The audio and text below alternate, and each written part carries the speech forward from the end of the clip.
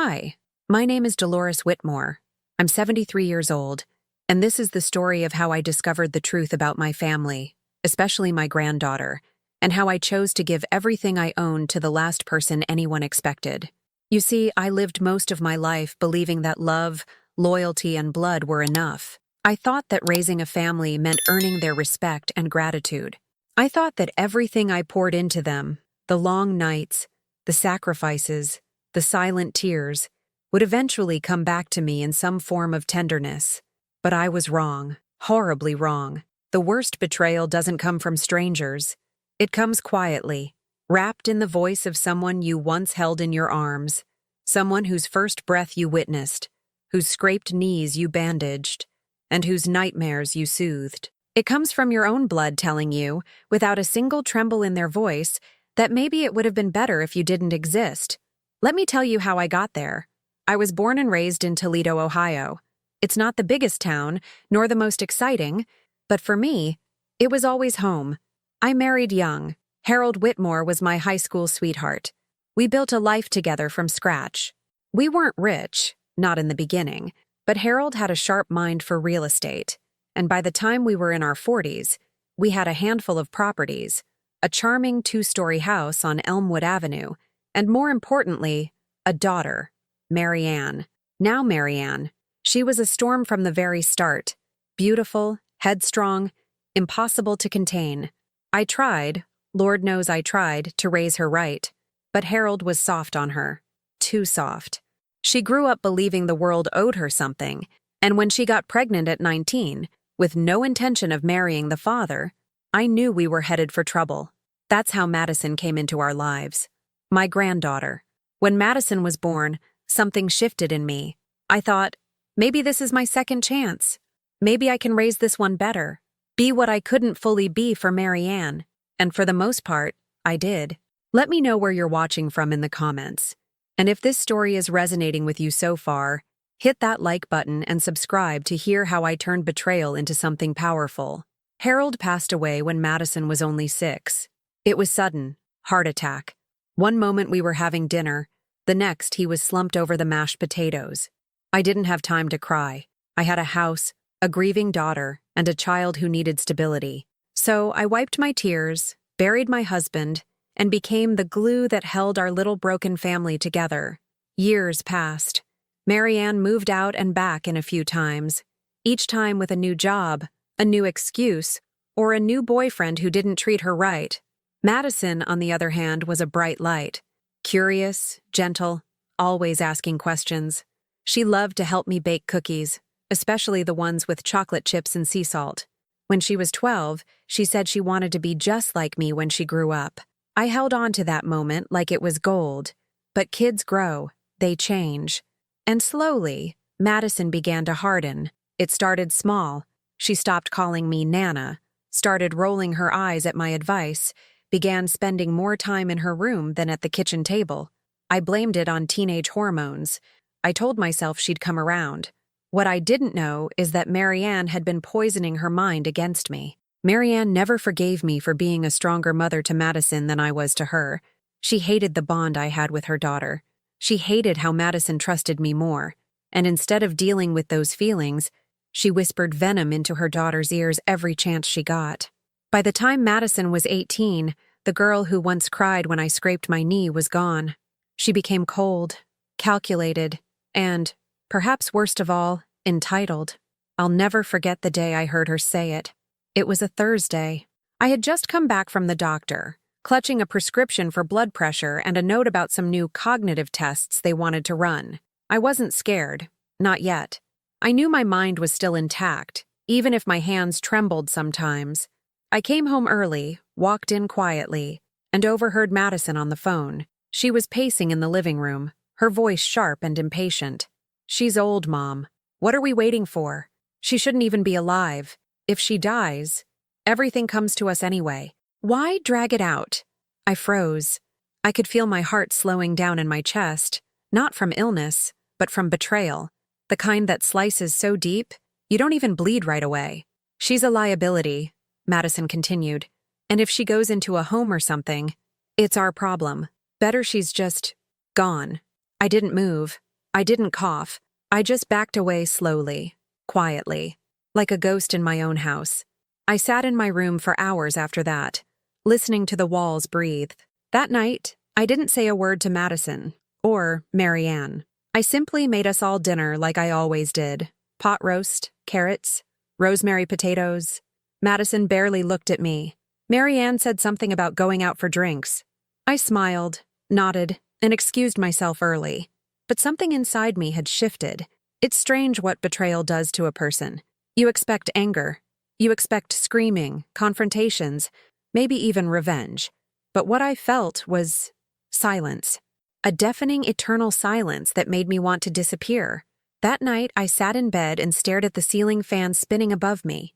And I knew. They didn't love me. Not really. Not anymore. But someone did. Her name was Clara. She wasn't blood. She wasn't even family. But she was the only person in that house who had ever treated me like I mattered simply for existing. Clara had worked for me for 12 years. Housekeeper, yes.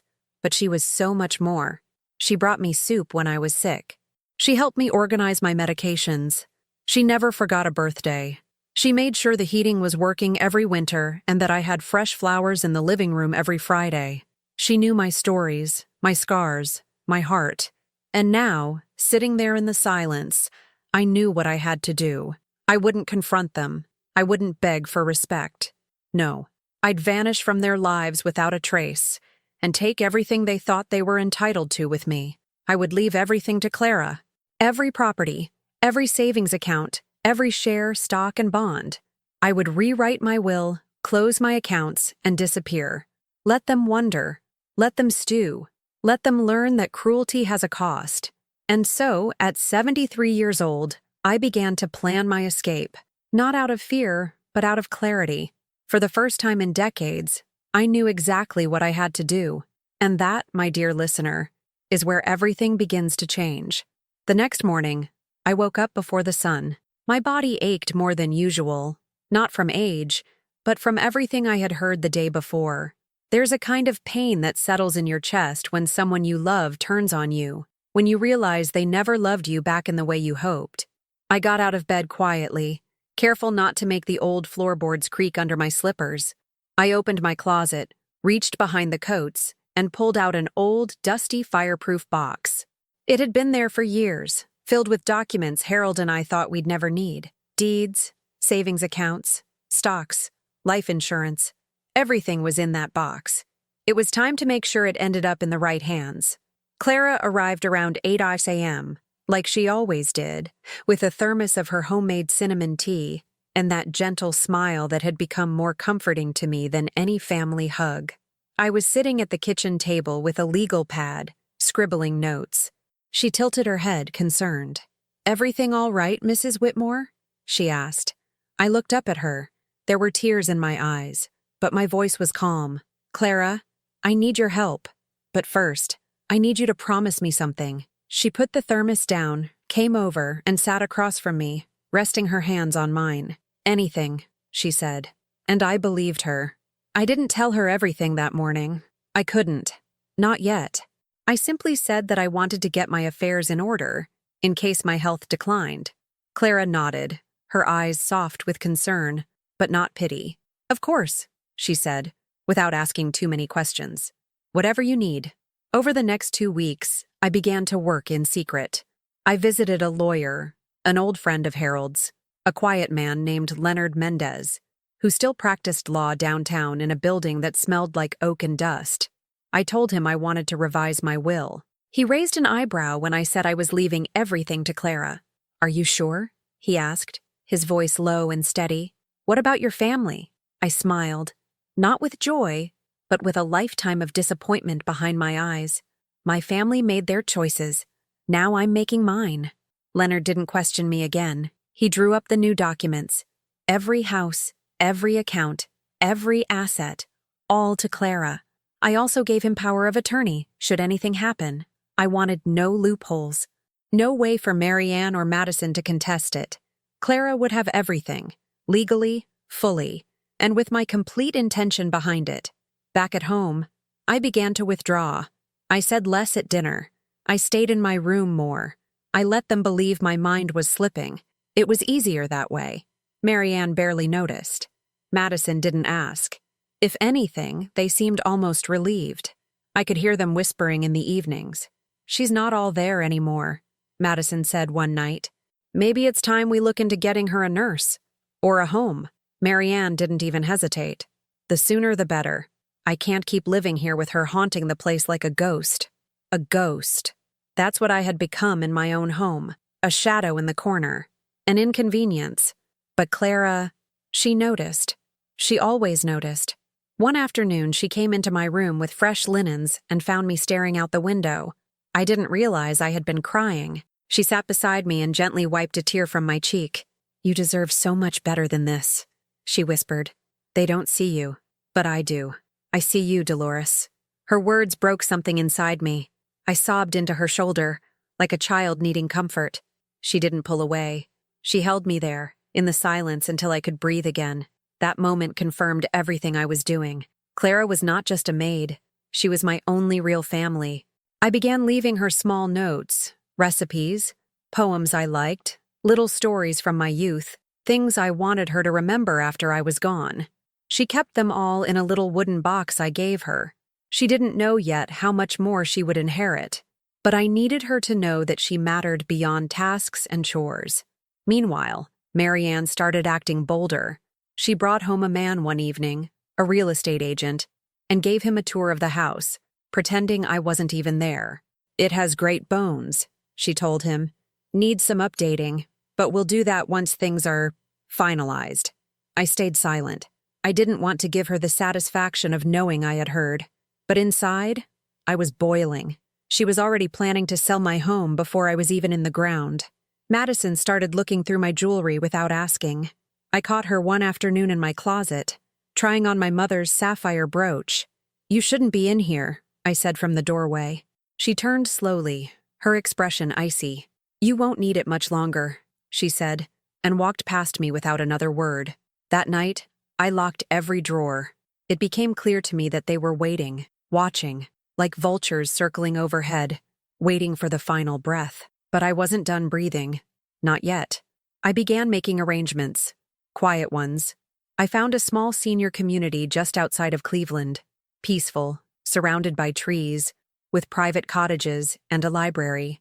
I paid for a year in advance, under a different name. I told Clara everything, finally, and I've never seen someone cry so hard from gratitude and disbelief. "But why me?" she asked. "Why would you do this for me?" I took her hands in mine. "Because you never once made me feel like a burden, and that's all they see me as." She tried to refuse. She said she didn't need anything, that I had done enough, but I insisted. "You're the only person in my life who ever treated me like I still mattered. I want you to have a life you deserve, a life they never appreciated." So we planned it together. My escape. Clara helped me pack a small suitcase, just enough clothes, my medicine, a few books. I left the rest. Let them have the furniture, the antiques, the old photo albums. I didn't care anymore. None of it meant anything if it was surrounded by coldness. One morning, while Marianne was out and Madison was still asleep, Clara drove me away. We didn't say goodbye. I left a letter on my bed. Not for them, but for Leonard. Instructions. Final confirmations. I trusted him to make sure everything unfolded exactly as I wanted. As we drove out of Toledo, the air felt different, lighter, like I had shed a heavy coat I had worn for too many years. Clara reached over and squeezed my hand. "You're free now," she whispered. I looked out the window at the passing fields and thought about all the years I had given to people who never deserved them. About the meals I had cooked, the money I had lent, the birthdays I had remembered even when mine went forgotten. And I knew. I wasn't running away. I was reclaiming what was left of my life. They thought I was weak. They thought I was old and confused. They thought they could watch me fade and wait for the pieces to fall into their hands. But I had one final move, and I hadn't made it yet. The senior community outside Cleveland was called Maple Glen, a quiet place where the trees seemed to whisper peace into your ears every morning. My cottage was small, just 2 bedrooms and a kitchen that overlooked a grove of birches. There was a chair by the window where I spent my mornings with a book in one hand and a cup of tea in the other. No slamming doors, No voices echoing down the hallway. No cold stares or muttered plans behind my back. Just quiet, honest, healing quiet. Clara visited every week. She'd bring me groceries, sit with me on the porch, and we'd talk about everything and nothing. Sometimes I'd share stories about Harold or the way Madison used to giggle when I sang lullabies. Other times we'd just sit in silence, listening to the wind. It felt like I was beginning again, even if it was near the end. Then, one day, it all changed. It had been 3 weeks since I left the house. I hadn't heard a word from Marianne or Madison. Not a call, not a text, not even a message through Clara. I didn't expect much, but the silence was telling. It meant they hadn't noticed I was truly gone. Or worse, they didn't care. But I was wrong. On a rainy Thursday morning, Leonard called. His voice was calm, but there was something heavy behind it. "Dolores," he said, "I received a visit this morning from your daughter and granddaughter." I sat up straighter in my chair. "And?" I asked, steadying my voice. "They're furious," he replied. "They showed up demanding to see your will, trying to prove you were influenced or incoherent. They said you'd been manipulated, that Clara took advantage of you." I could almost hear him frowning through the line. They even accused her of elder abuse. My stomach tightened. "What did you tell them?" I asked. Leonard didn't hesitate. "I told them the will is legally sound. You were of sound mind, and you made your choices freely. There's nothing they can do." That should have been a relief, but it wasn't, because I knew them, especially Marianne. And if she couldn't win legally, she'd find another way. Later that evening, Clara arrived with tears in her eyes. "They came to the house," she said quietly. "They waited until I was walking to my car. Madison threw coffee at me, Dolores. Hot coffee. Called me a thief, a snake. Told me to enjoy the money because I'd never enjoy peace." I felt the blood drain from my face.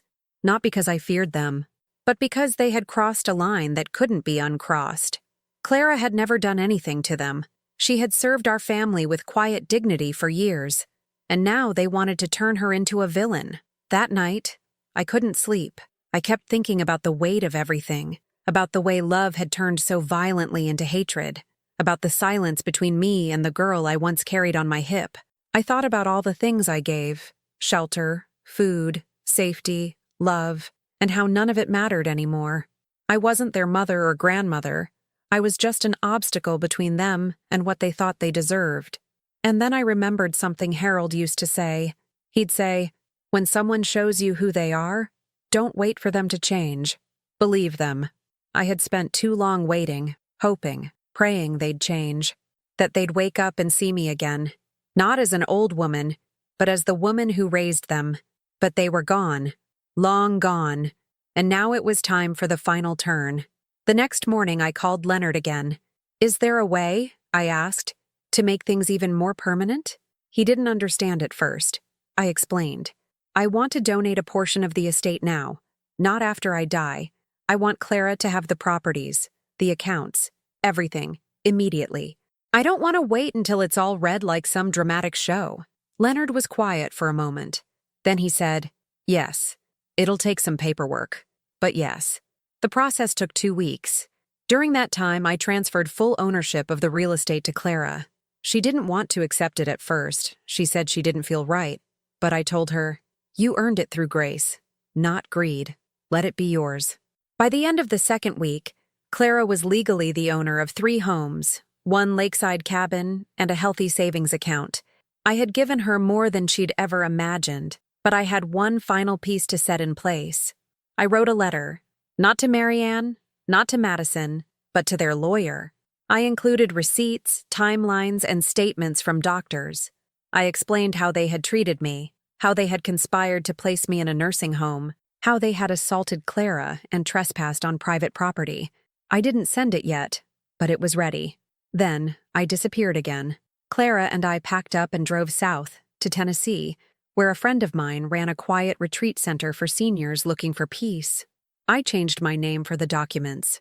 Dolores became Lena Doyle, just a quiet woman who liked to read books and watch the birds. A week later, Leonard called again. "You've caused quite a storm," he said. "They showed up at your house again, found it empty, Saw the new deed. They filed a motion to contest everything, but it won't go anywhere. They're furious. They even tried to claim you were kidnapped. I laughed, genuinely laughed for the first time in months. Let them scream, I said. Let them taste the silence I lived in for years. And then he said something that made me pause. They're coming for Clara, Dolores. Madison posted about her online, called her a fraud. People are showing up at the properties, harassing tenants. She's afraid. That was it. I called a reporter I knew from years ago, Amanda Sloan, a local journalist who once interviewed me when Harold and I donated to the community center. I told her I had a story, a real story, a story about what it's like to be discarded by your family, to be told you shouldn't exist, to be betrayed by your own blood. She came to the retreat center, sat with me for hours, took notes, listened, cried once. And then she wrote the piece, The Grandmother Who Gave It All to the Maid, a story of betrayal, dignity, and redemption. It went viral. People wrote letters. They called Clara a hero. They called me brave. Strangers sent flowers. Volunteers offered to repaint the homes that Madison had vandalized with graffiti. The narrative flipped, and suddenly Marianne and Madison weren't victims anymore. They were exposed. Madison tried to deny it. But the audio recording I had taken that day, the day I heard her say I shouldn't be alive, was shared online. It was unmistakable. Her voice, her tone, her cruelty. They tried to sue the paper. They failed. They tried to file harassment charges. Denied. Every step of the way they were met with locked doors and cold stares, the same kind they had given me. I watched it all unfold from the comfort of my quiet porch in Tennessee, sipping tea while Clara read the updates aloud from her phone. I didn't need to gloat. I didn't want revenge in the traditional sense. I just wanted the world to know who they really were. And now, they did. When the article came out and the truth settled like fresh snow on a winter morning, I felt something I hadn't felt in years. Relief, not joy, not pride, not even satisfaction, just quiet, honest relief. The kind you feel when you finally put down a burden you didn't realize you'd been carrying on your back for decades. My name was no longer a silent footnote in the lives of people who only valued me for what they could inherit. I had reclaimed it. Dolores Whitmore was no longer invisible. Clara began to thrive, too. For the first time, she walked into banks and meetings as the legal owner of properties she had once only cleaned. At first, she kept asking if I was sure, if I still wanted her to keep it all. I'd remind her that this wasn't about charity. This was justice. This was restoring balance in a world that had tilted far too long in the favor of those who pretended to love, but only knew how to take. Clara hired a property manager and started improving the rentals, speaking directly to tenants, offering lower rent to single mothers and veterans. She had always been the kind of woman who gave more than she took. Now she finally had the power to do it fully. Meanwhile, the dust in Toledo had not settled. Marianne's name became synonymous with entitlement in online threads.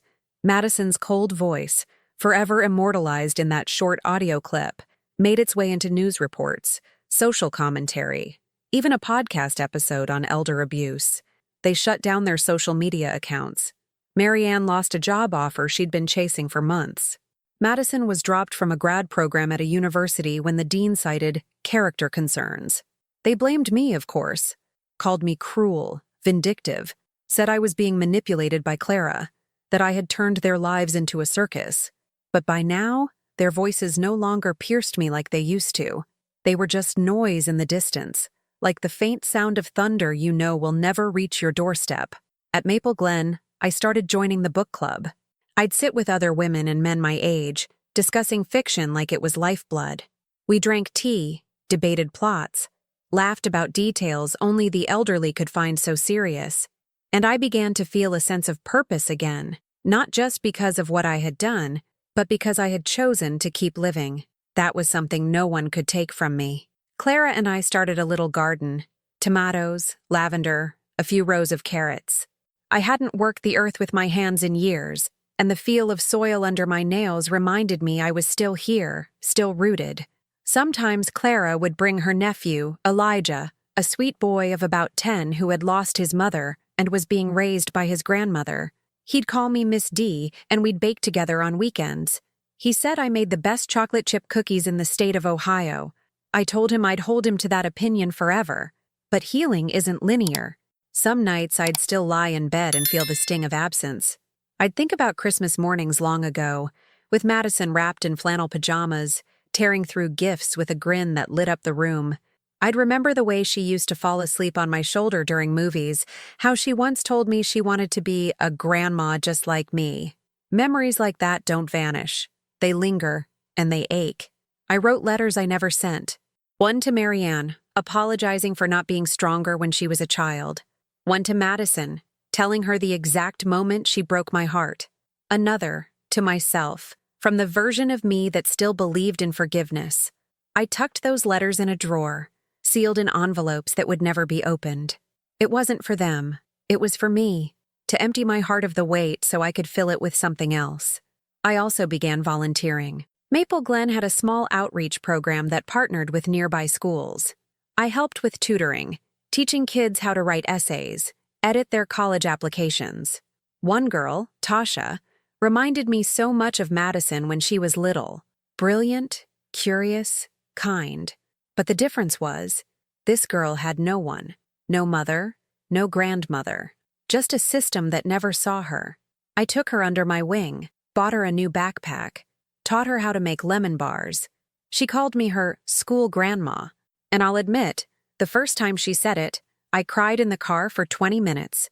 The hole that Marianne and Madison left in my heart didn't shrink, but it stopped bleeding. It became something else, an empty space where new love could grow.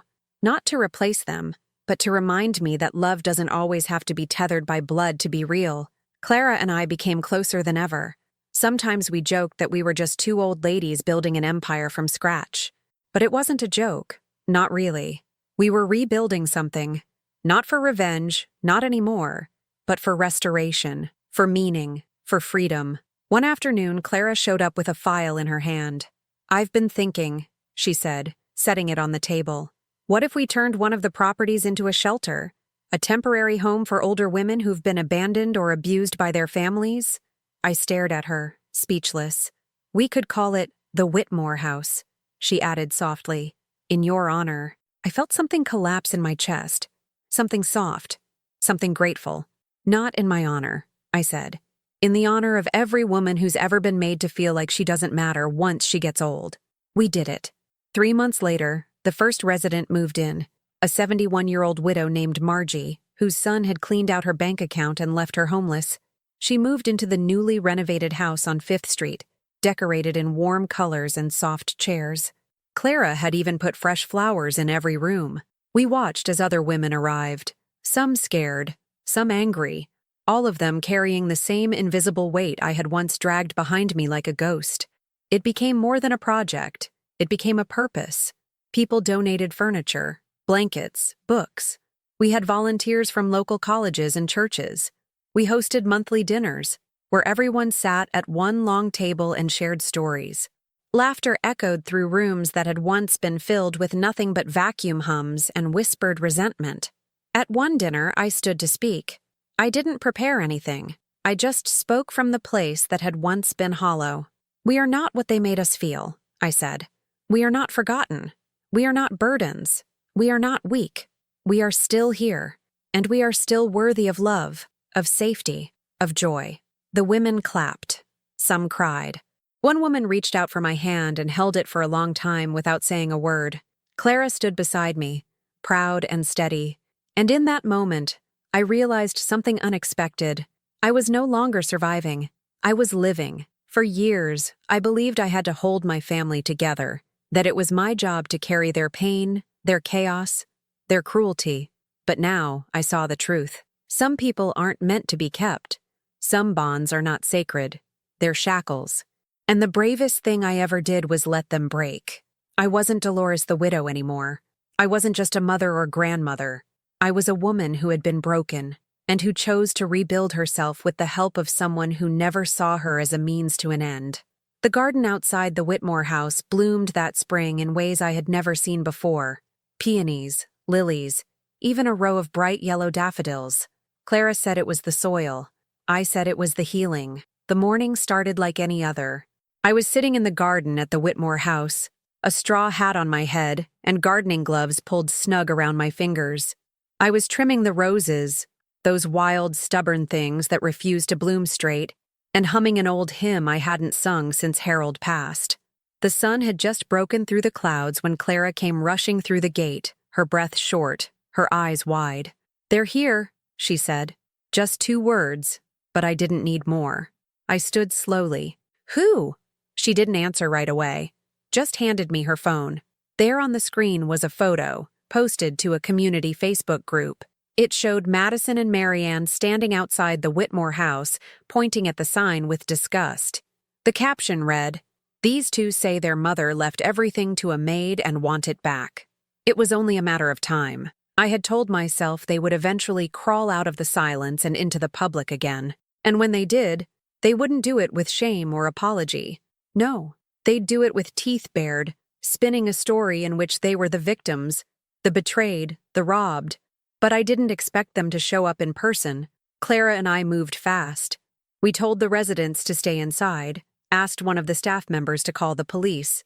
Not because we were in danger, but because I knew that if this escalated, it needed to be documented properly. I wasn't going to give Marianne or Madison a single inch they could twist into a legal excuse. By the time I walked to the front of the house, they were already yelling. "This is disgusting," Marianne shouted. "You're letting strangers live in my inheritance." Madison was taking pictures with her phone, barking to someone on a call. Probably a lawyer, maybe a reporter.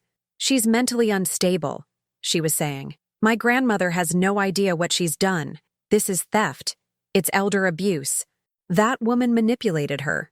I walked up to them slowly, each step as calm as the breath in my chest. I hadn't seen their faces in months. Time had not softened them. If anything, they looked sharper, more jagged, like anger had become their only fuel. "Hello, Marianne," I said. She turned to me with a sneer. "So you're alive? Thought maybe you'd crawled into a hole and died somewhere. That used to hurt." It didn't anymore. I looked at Madison, who couldn't even meet my eyes. "And you," I said. "You used to call me Nana." She flinched. "I'm still the same woman," I said softly. "But you changed. Both of you." "This place is a joke," Madison snapped. "You gave our family's legacy to a cleaning lady and a bunch of old homeless women?" Clara stepped forward then, her voice firm and unwavering. "Don't you dare talk about these women like that. They've suffered more than you'll ever understand." "You manipulated her," Marianne hissed. "You played the victim and wormed your way into her money. Well, it ends here." The police arrived within minutes. 2 officers, both local, both familiar with the Whitmore house. One of them, Officer Daniels, had even helped donate furniture the month before. They asked questions, took notes, spoke with witnesses. Marianne and Madison tried to make a scene, but the officers remained calm and unimpressed. After an hour, they asked them to leave or face trespassing charges. Marianne turned to me one last time. "You'll regret this, Mother." "No," I said. "I already regretted loving you longer than I should have. This is peace." They left in a black SUV, tires screeching, but I knew that wasn't the end. 2 days later, I was served. A court summons. They were suing me for mental incompetence and undue influence. Their argument? That Clara had isolated me, manipulated my decisions, and that I had not been of sound mind when I signed over my estate. I took the papers, sat in my reading chair, and stared out the window for a long time. The roses were blooming now, full and red. They didn't care about lawsuits or accusations. They just opened themselves to the sun and kept growing. "Let's fight," Clara said when I showed her the papers. "Let's destroy them." "No," I said. "We don't need to destroy them. We just need to shine a light. The truth will do the rest." We called Leonard. He prepared everything. Medical records, witness testimonies, legal files showing the timeline of the transfer, all airtight. The residents of the Whitmore house offered to speak in court. So did volunteers, neighbors, even the staff at Maple Glen. I had built more family in 1 year than I had in my entire bloodline. The court date arrived. I wore my best navy dress, the one Harold had always liked, and Clara walked beside me into the courthouse. I didn't shake. I didn't cry. I felt calm. like a woman standing in the eye of the storm, watching everything crumble around her but knowing she'd already made it through the worst. The courtroom was small. Marianne's lawyer was young and sharp, clearly confident he could win. He painted a picture of a confused old woman, easily influenced, emotionally manipulated. He described Clara as opportunistic, someone who inserted herself into a vulnerable elder's life with ulterior motives. Then it was our turn. Leonard spoke first, laying out the facts with the precision of a surgeon. Then came witnesses. One by one, people stood and spoke about me, not just about my mind, but about my spirit, my awareness, my clarity. They spoke about how I had told them of my plans months before they happened, how I had never wavered, how I had acted with full intention. Clara didn't speak until the very end. When she stood, the room went quiet. She didn't cry. She didn't stammer. She looked directly at the judge and said, "I never asked for anything. She gave me this out of love, and I would have stayed with her until her last breath, even if she gave me nothing." Then I took the stand. I told the judge everything: the betrayal, the recording, the threats, the peace I had found after leaving. I spoke of the pain, not of aging, but of being discarded like I no longer mattered. And then I said the words I had been waiting to say for so long. I may be old, but I am not senile. I may be tired, but I am not broken. And I may be quiet, but I am not blind. I saw what they became. I chose to walk away. That choice was mine, and I do not regret it. When the judge ruled in my favor, the room was still. Marianne stood frozen. Madison looked like a balloon that had finally lost its last bit of air. Their lawyer packed up quietly, shaking his head. Outside the courtroom, the sun was shining. Clara hugged me so tightly I thought my ribs might crack. I laughed, long and full, the kind of laugh that rattled the years off my bones. We went home. Home, not to the house on Elmwood Avenue, but to the Whitmore house, the place where I had found myself again. That night, there was a dinner in the common room. All the women gathered to celebrate. There were candles on the tables, soft music playing. Someone brought a homemade cake with white frosting and strawberries. Clara raised her glass. "To Dolores," she said. To her strength, her voice, and her truth. They all toasted. I closed my eyes for a moment and felt the warmth around me. I had been dragged through the fire, and I had come out brighter. The following weeks were quieter than I expected. I thought I might feel a rush of triumph, some powerful wave of vindication that would carry me into every new morning with pride. But instead, what I felt was steadiness, like my soul had finally exhaled after holding its breath for too many years. Everything inside me felt balanced now. The weight of silence, the ache of betrayal, the dull sorrow that had burrowed into my bones for so long. It had all started to dissolve. Peace didn't come loudly. It arrived like dew, gentle, present, constant. I spent more time with the women at the Whitmore house. They no longer looked at me as the founder or benefactor, but simply as one of them. We had all suffered. We had all been cast aside by people we once nurtured, protected, loved with every corner of our hearts. There was an unspoken thread between us, a bond woven from shared pain and survival. Sometimes we talked about it. More often, we didn't have to. It was in the way we listened to each other's laughter, in the quiet comfort of a cup of tea left by a bedroom door, in the strength of hands that still remembered how to hold. Clara continued to blossom in her new role.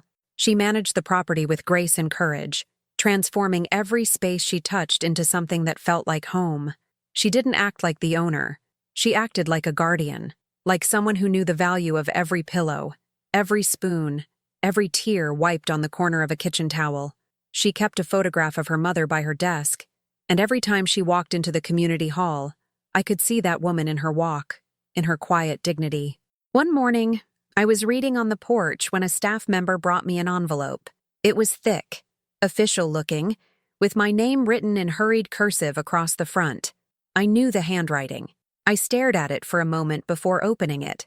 As if my hands needed permission, my heart hadn't yet given. Inside was a letter from Madison. No return address. No signature at the bottom. Just her first name, small and scrawled. She wrote that she had left town, that people whispered when she walked by, that job interviews ended with polite smiles and quiet refusals. She said Marianne had moved to Florida, where no one knew her face. She blamed me. Of course she did. But buried between the lines of resentment, there were traces of something else. She mentioned memories, the way I used to brush her hair at night, how I made her feel safe when thunderstorms shook the windows, the time I waited outside her ballet class with warm cocoa and mittens because she'd forgotten hers. I remember, she wrote. I just didn't want to. It hurt too much to remember you as good, when I needed a reason to be angry. But I remember. It wasn't an apology. Not really. But it was something. A flicker of the girl I once held. I folded the letter gently and placed it in the drawer with the others, the ones I'd written but never sent. I didn't cry. I didn't write back. Some stories don't need new chapters. They just need to end. The season changed again. Spring melted into summer, and the garden bloomed like it had something to prove. The roses climbed higher along the fences, bold and red like the heart I'd learned to protect. The other women planted marigolds, violets, herbs that filled the air with memory. It smelled like healing. It smelled like home. We hosted our first community fair in July. Clara and I planned it for weeks. There were tables of baked goods, handmade crafts, old records spinning on a dusty turntable. Children from nearby schools came with their parents, and for a while, the air was filled with laughter that didn't belong to pain. I watched a young boy with a painted tiger face chase bubbles across the grass, and I realized something. Life hadn't ended when I walked away from my past. It had started. That evening, under string lights, we hung ourselves. I sat with Clara at a table covered in crumbs and paper napkins. She reached across, took my hand, and smiled. "I've been thinking," she said. I raised an eyebrow. "That's always dangerous." She laughed, then grew serious. "We should expand. There's a house 2 blocks down, boarded up for years. The city might let us have it. We could make room for more women." I looked at her. "Are you sure? You're already doing so much." "I'm not doing it alone," she said. "I have you." That night, as I lay in bed, I thought about how far I'd come. From the silent dinners in a house filled with resentment to a home where every corner echoed with hope. From being spoken over and ignored to being listened to, respected, even admired. The difference wasn't just in the walls around me, it was in me. I had changed. I had taken my pain and turned it into purpose. And yet, I knew there would always be scars. There would always be a part of me that flinched at the sound of Madison's voice in old home videos, or that hesitated before writing the word family on any form. But those scars weren't open wounds anymore. They were reminders of what I'd survived, of who I had become. I started writing again. Not just letters, but stories, memories, lessons, even fictional tales that borrowed pieces of truth from my own life. Clara encouraged me to read them to the others, so I did. We started a little storytelling circle every Friday afternoon, where anyone could share something from their past, a moment of joy, a lesson learned, a truth too heavy to carry alone. One Friday, a woman named Helen stood and told us about the time her son changed his phone number and never gave her the new one. She said she called the old number every day for 6 months, listening to a disconnected tone, hoping maybe, one day, it would ring. We didn't speak after she finished. We just held her hand. That was the power of this place. It didn't fix what had been broken, but it gave the broken pieces a place to rest, to matter.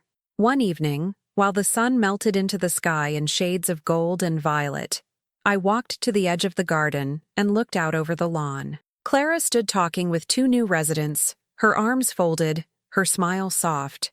Behind her, the Whitmore house glowed with warmth. A place that had once been the center of my downfall had become the root of something greater. A legacy not built on bloodlines or inheritance, but on love freely chosen and compassion freely given. I had feared the ending of my life would come quietly, with no one left who truly saw me. But now, as the fireflies lit up the dusk and laughter floated through the air, I realized something more powerful. This wasn't the ending. It was the beginning I had always deserved.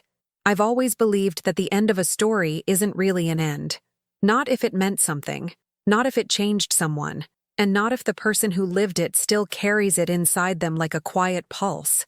For me, this part of life, the part everyone assumes is fading and slowing down, has become the most vivid, the most alive, the most mine. 3 years have passed since that final courtroom day, the one where I walked out into the light with a steady heart and left behind everything that was never really mine to begin with. Marianne hasn't contacted me since. Neither has Madison. I know they're out there somewhere, living lives that I no longer try to imagine. I don't wish them harm, but I don't wish them back either. I found something better. The Whitmore house has grown into a small network now. What started as one home turned into 3, all within walking distance of one another. Each house has its own personality. One is quiet, filled with soft-spoken women who tend to the herb garden and read poetry on the porch. Another is livelier, often hosting craft nights and potlucks where the smell of garlic and roasted peppers dances through the air. The third, the newest one, is called Hope House. It was Clara's idea. She said, "We give them shelter, but we also have to give them hope." And so we did. Women come and go. Some stay a few months, others a year or more. We don't keep them. We support them. We listen. We help them stand again. And when they're ready, they leave with their heads a little higher and their hearts a little stronger. Some write to us. Others send photos. One woman, Lydia, who came to us after surviving a violent relationship, now owns her own cafe and sends us free muffins every Thursday. She calls us her miracle. I never expected to become someone people looked up to. I was just trying to survive when I left that house in Toledo. I wasn't trying to build anything grand or noble.